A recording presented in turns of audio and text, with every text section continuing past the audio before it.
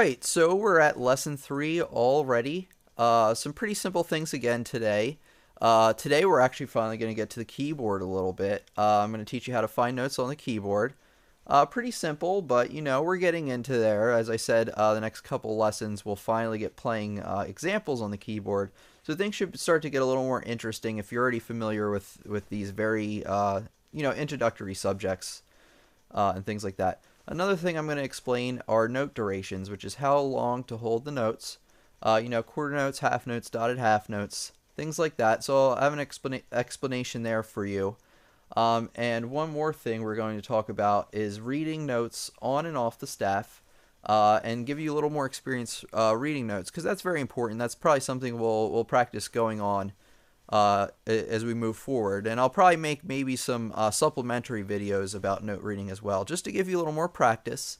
I'll also try to post a link somewhere to a site that gives you some experience note reading, so you don't have to keep watching the videos over and over, and you can actually go and learn on your own, which I think is very important. So there you have it. That's what we're going to do in lesson 3, and I hope you enjoy.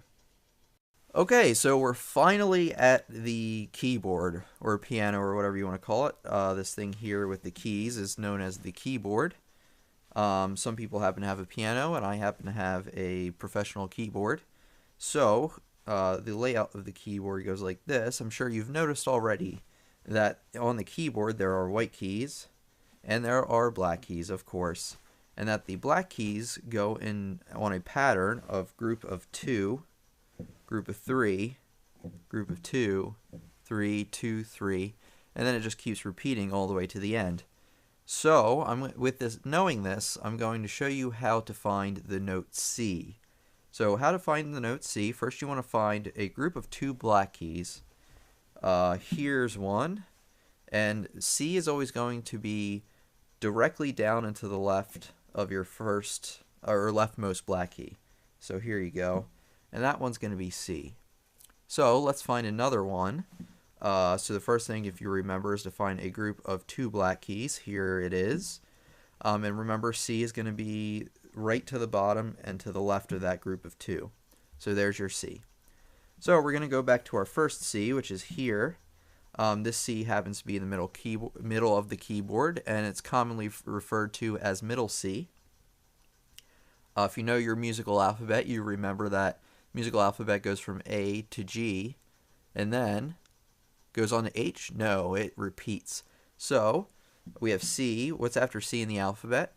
D, E, F, G, and then A, B, C.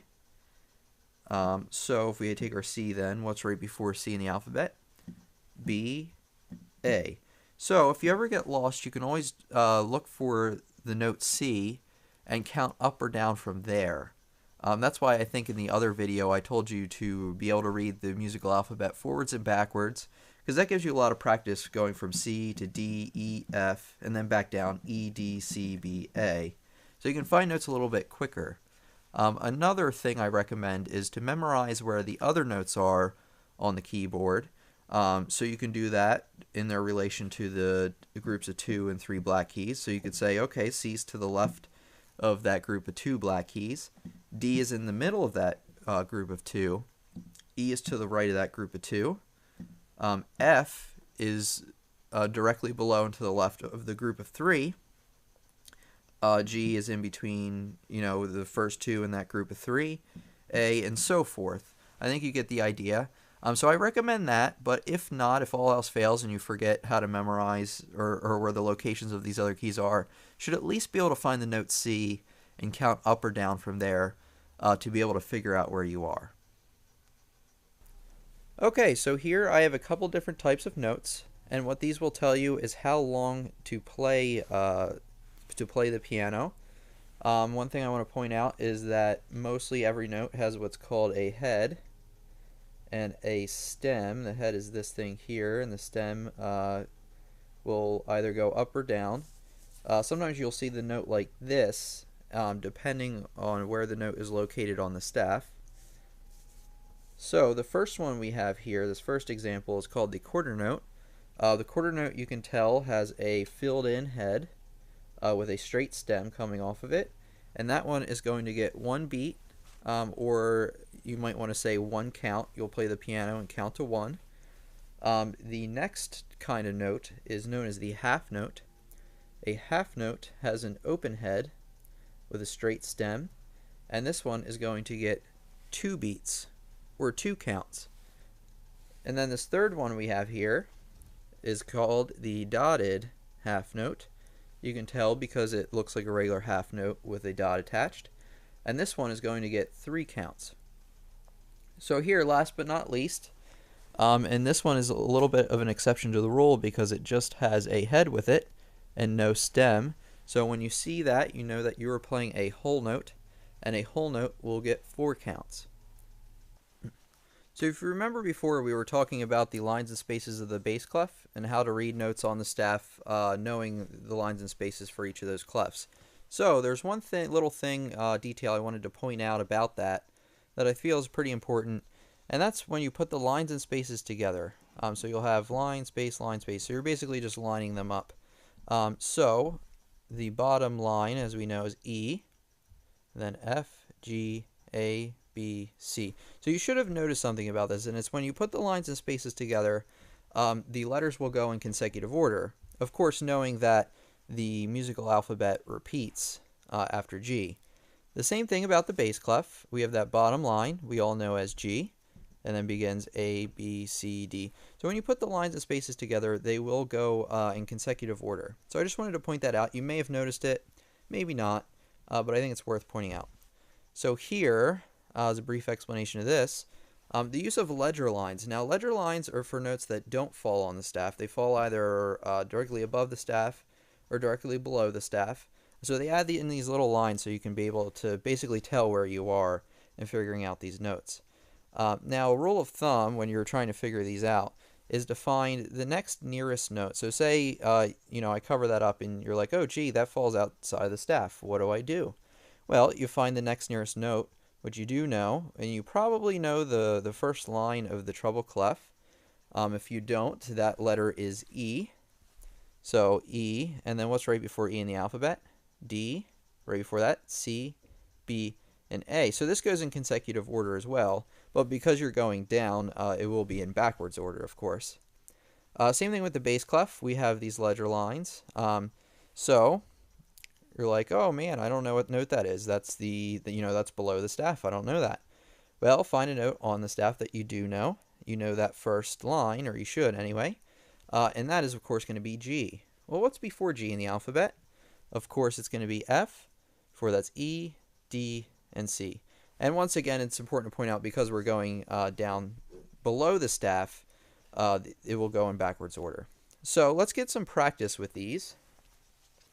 Here we have some treble clef. Let me move this out of the way. Move it a little further out of the way. There we go. So we have the treble clef. We have that bottom line. We know that as E, of course, because it's every good bunny deserves fudge. So E, bottom line. Now we have this below it. Oh no, what is that note? It's below the staff. Well, remember, this is E. So this is right directly below E. So that's going to be, that's right, D. Hopefully you said D anyway. So knowing that that's D, what's this one? Take a second to think about it maybe. That's right, C. Excellent, good work. Okay. So moving on, knowing that that's C. First thing I want to mention about this, I want you to memorize this one because this specifically is middle C, and you will be seeing this note quite a lot in the next couple of exercises we're going to do. In the first couple of exercises, really any piano student comes across. So it's really important to know that that's middle C. So what's the next one down? Let's see. Oh, that's right below it, I'd say, because there's the ledger line. This one's right below it. What's before C in the alphabet? If you said B, you are right on the money. There you go. All right.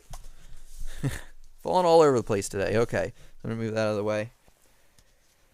Now we're going to have a little experience doing notes that are directly above the staff on the treble clef. So I put this one out here for you. Hopefully, don't panic. You can get this. So if you know, remember, that this is right outside of the staff, and this is, remember that top line, that's probably should be the closest one that you know at this point. And of course, you know that this note is, the top line I mean, would be F. So if I had a note there, that would be F. What's right after F in the alphabet? G, of course. There we go. So that one's out of the way. Knowing that this is G, we have the next one.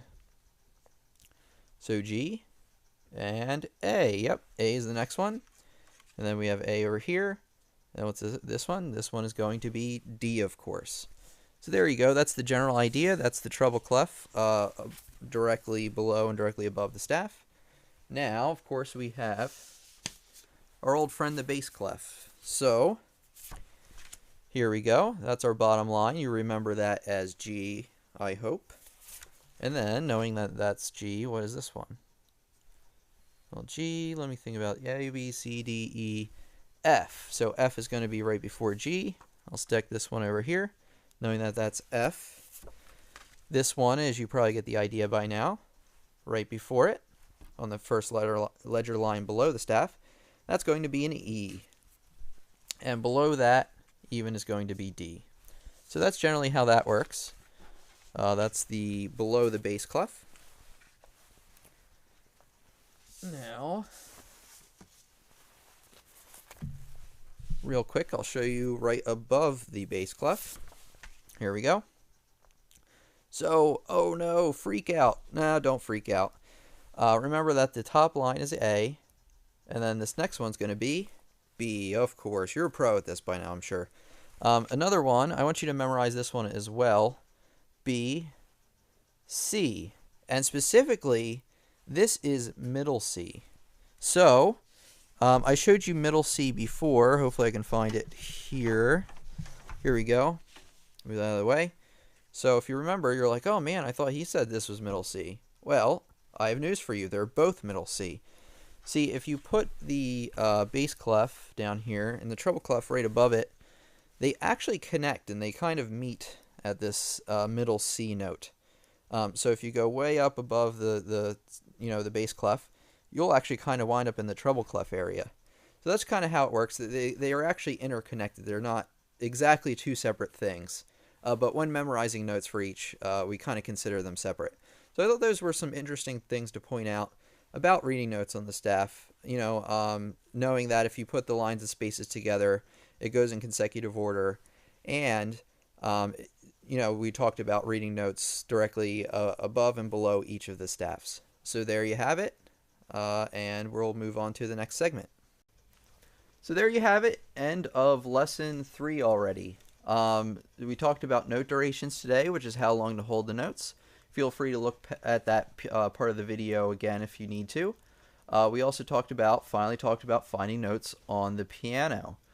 So that's something, especially if you haven't done before, I really suggest you really review that information, as well as practice on your own keyboard, finding those different notes. You should probably practice that almost every day until you're really, really good. You can find any note.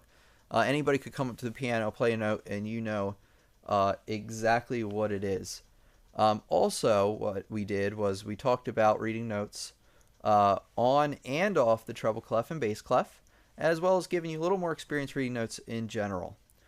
So there you have it, lesson 3. As always, I hope you learned something. Maybe you had a little bit of fun, I don't know. And I'll catch you on the flip side, whatever that means.